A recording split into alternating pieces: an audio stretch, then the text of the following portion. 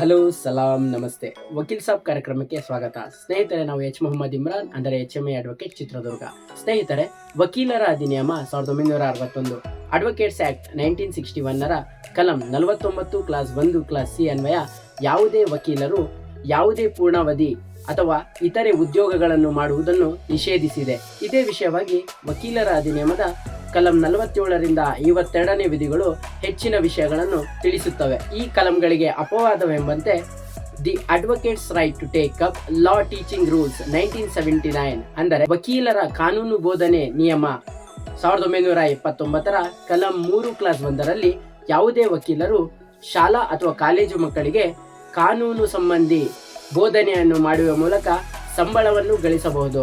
ಆದರೆ ಈ ಬೋಧನೆಯ ಅವಧಿಯು ದಿನಪ್ರತಿಯಲ್ಲಿ 3 ಗಂಟೆಗಿಂತ ಜಾಸ್ತಿ ಮೀರಬಾರದು. ಸ್ನೇಹಿತರೆ, ಕಾನೂನು ಹಾಗೂ ಇತರೆ ಮಾಹಿತಿಗಾಗಿ ನಮ್ಮ ಚಾನಲ್ ಅನ್ನು ಶೇರ್, ಲೈಕ್, ಸಬ್ಸ್ಕ್ರೈಬ್ ಮಾಡಿ ಹಾಗೂ ತಮ್ಮ ಅನಿಸಿಕೆಗಳನ್ನು ಕಮೆಂಟ್ನ ಮೂಲಕ ತಿಳಿಸಿ. ಧನ್ಯವಾದಗಳು.